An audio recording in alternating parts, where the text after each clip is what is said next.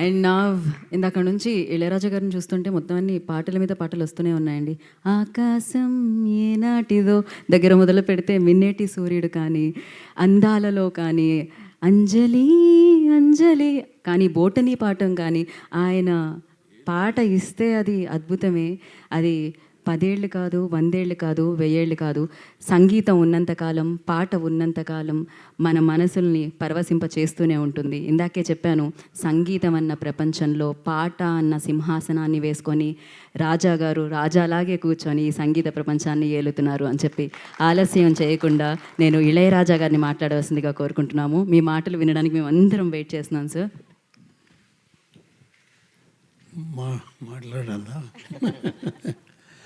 ఈ ఏజ్లో కూడా ఇలా చేస్తున్నారే, చేయకూడదే, ఇలా చేస్తున్నారే అంటున్నారు. ఈ ఏజ్లో చేయకూడదే, ఎలా చేస్తున్నారు అని అడిగితే పర్వాలేదు. చేస్తున్నారే, ఈ రోజులో కూడా చేస్తున్నారు అంటే చేయకూడదా? మా వాళ్ళే అప్పుడు వీడు వంశీ ఒక గ్రూప్ ఉంది, వీళ్ళందరూ నా కంపోజింగ్ రూమ్ ముందా ఒకే గలాట చేస్తూ ఉన్నారు. అది ఇక్కడ మాట్లాడడానికి నేను రాలా, మాట్లాడడానికి ఏమీ లేదు. నేను చేసిన పని ఈ పిక్చర్లో ఉంది. మీరు విన్నారు, వినకపోతున్నారు, వింటూ ఉంటారు, అది నమ్మకం ఉంది. కీరవాణి గారు నాకు రాసినప్పుడు ఈ పల్లవి వినిపించినప్పుడు అనుకున్నాను, వీడు లోపల ఉన్న బంధం, ఆత్మబంధం గురించి కదా రాసి ఉన్నారు. ఇది పాట లేదు, సిచ్యువేషన్ కోసం రాయలేదు. ఆయన ఆయన real feeling towards me is అంత అభిమానుడు. చాలా అది ఎప్పుడూ మారలేదు, ఎప్పుడూ చేంజ్ అవుతుంది. ఒక స్టేజ్ వస్తే కొన్ని పిక్చర్ బిగినింగ్లో మ్యూజిక్ చేసేదానికి ముందు ఈజ్ ద ఫ్యాన్, అంతే కదా. ఫ్యాన్గా ముందే తర్వాత పిక్చర్స్ వచ్చి పిక్చర్లో మ్యూజిక్ చేసి మ్యూజిక్ వల్ల పాపులర్ అయ్యి అయితే స్వభావం మారిపోతుంది. మారిపోవచ్చు, మారలేదు. ఆ రోజు ఎలా నాకు కనిపించారో first time I saw him in my room, composing room, ఎలా చూసానో అలాగే ఉన్నారు. ఒళ్ళుగా అది పర్వాలేదు. మనసు కదా, మనసు వల్ల కదా మనం మనుషుడు అయ్యాము కదా. అలాగే ఉన్నారు, అలాగే ఉండాలి. దేవుడు ఈ పిక్చర్కి ఆశీస్సులు అందరికీ, దీంట్లో పనిచేసిన, ఈ పిక్చర్లో పనిచేసిన అందరికీ నీ లాంగ్ లైఫ్, ఫేమ్ అని ఇవ్వాలని కోరుకున్నాను, అంతే. Thank you sir. సార్ ఒక్క ప్రశ్న సార్, అదేంటి అంటే మామూలుగా మాకు ఏ సందర్భంలో అయినా ఇళయరాజా గారి పాట పెట్టుకుంటే చాలా అద్భుతంగా అనిపిస్తూ ఉంటుంది. మనకి ఎలాగో Q&A సెషన్ ఉంది సార్ మీడియాతో. ఒకటే ఒక ప్రశ్న, Q&A ఉంది సార్.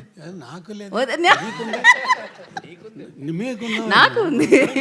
ఓకే, ఒకటే ఒక ప్రశ్న సార్, ఇళయరాజా గారు లాంటి సంగీత దర్శకుడు ఇచ్చిన పాటల్లో ఇళయరాజా గారికి నచ్చిన పాట ఏది? మీకు బాగా ఇన్ని వేల పాటల్లో మీకు బాగా నచ్చిన పాట ఏది? ఫేవరెట్ సాంగ్ అంటాం కదా సార్, అలా ఒకటి రెండా? వేలు వేలు ఒకటనా రెండనా? నాకు ఇష్టమైన కాదు, నా వల్ల వచ్చింది కదా. నాకు ఎంత మ్యూజిక్ తెలుసు అనేది ముఖ్యం కాదు. మ్యూజిక్ నన్ను గురించి తెలిసిపోయింది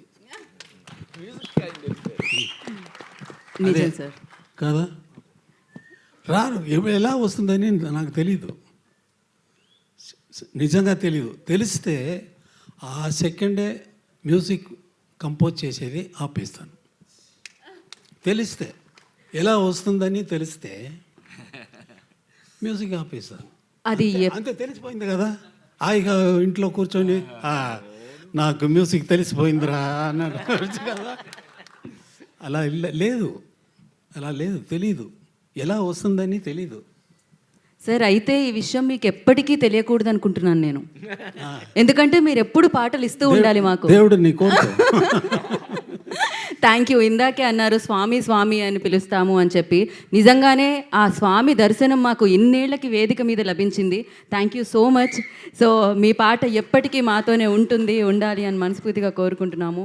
అయితే మనకి మీడియాతో ఒక చిన్న ఇంటరాక్షన్ ప్లాన్ చేశారు వీళ్ళు. ఓకే, యా, కాదు సింపుల్గా ఏమన్నా సింపుల్గా సార్, సింపుల్ పాట గురించి, షష్ఠి పూర్తి గురించి. సుమ్మా ఏదో లైట్ అంత మాదిరి అలా మాట్లాడే వాళ్ళు నేను కాదు కదా. అలా ఇవ్వలేదు ఏమైనా. దానికి ఫంక్షన్ కోసం వచ్చాను, రిలీజ్ కోసం. ఎప్పుడైనా నన్ను చూసేవాళ్ళు రిలీజ్ ఫంక్షన్లో, ఆడియో ఫంక్షన్లో, ఏదైనా ఫంక్షన్లో చూసేవాళ్ళు ఉన్నారా? ఎక్కడైనా వెళ్ళానా? ఇక్కడ వచ్చానంటే కొత్త వాళ్ళు ఫస్ట్ టైంగా అటెంప్ట్ చేస్తున్నారు, వాళ్ళు ఎంకరేజ్ చేయాలని ఇక్కడ వచ్చాను. అదే నా స్వభావం. ఫస్ట్ పిక్చర్ చేసినప్పుడు నెక్స్ట్ వచ్చిన కొత్త డైరెక్టర్స్ వస్తే వంశీ గురించి ఎవరికి తెలుసు? నాతో వచ్చారు యంగ్స్టర్స్, వస్తే వాళ్ళని ఎంకరేజ్ చేసేదే నాది స్వభావం అయిపోయింది. అలాగే భారతిరాజా వచ్చినప్పుడు భారతిరాజా కాదు, నాతో వచ్చినప్పుడు భారతిరాజా కాదు, మణిరత్నం కాదు, వంశీ కాదు. ఇప్పుడు ఇలాంటి ఎన్ని డైరెక్టర్స్ చెప్పాలా? మణివண்ணన్, నివాస్, మనోబాల, అదే వాళ్ళ కోసం నేను వచ్చాను కాబట్టి క్షమించాలా, మీడియా వాళ్ళు అందరూ క్షమించాలా అని అన్నా. సార్ ఇళయరాజా గారు మీరెలా? యా సార్, ఇళయరాజా గారు, నేను మిమ్మల్ని క్వశ్చన్ ఏం అడగనండి. జస్ట్ దట్ ఏంటంటే ప్రొడ్యూసర్కి ఫస్ట్గా థ్యాంక్స్, మిమ్మల్ని మా ముందు కూర్చోబెట్టారు, అది మాకు అదృష్టంగా భావిస్తున్నాం. అండ్ గత నెలలో ఒక వార్త చదివాం, ఏంటంటే భారత ప్రభుత్వం ఇళయరాజా గారికి భారతరత్న ఇవ్వబోతుందని ఒక స్పెక్యులేషన్ వార్త. ఒకవేళ ఆ వార్త కనుక నిజమైతే మేము అనేది ఏంటంటే ఇళయరాజా గారికి కొత్తగా తెచ్చే గౌరవం ఏమి ఉండదు. భారత ప్రభుత్వానికి కానీ, భారతదేశానికి కానీ, లేకపోతే భారత ప్రజలకు కానీ మాకు ఒక గౌరవం ఇచ్చుకోవడానికి ఇన్నాళ్ళుగా కుదిరిందని అనుకుంటాం. Thank you sir, thank you for all your. ఆయనకి ఇది రావాలని మనం అందరం ఆ భగవంతుని మనస్ఫూర్తిగా కోరుకుందాం. భారతరత్నతో ఆయన వచ్చిన రోజున మీరన్నట్టు వదలకుండా మళ్ళీ మనం కిరవాణి గారు బ్రదర్, మనం అందరం కలిపి ఆయన్ని హైదరాబాద్లో సన్మానం చేయాలి. తప్పకుండా సార్, థ్యాంక్ యూ. మిమ్మల్ని క్వశ్చన్లో తీసుకొని అంటున్నారు కాబట్టి మిమ్మల్ని ఇబ్బంది పెట్టే ఉద్దేశం లేదు. Thank you sir. ఖచ్చితంగా. సో వారు థ్యాంక్ యూ ఇళయరాజా గారు, మరొకసారి ప్రత్యేకమైన కృతజ్ఞతలు తెలియజేసుకుంటున్నాం. Thank you so much.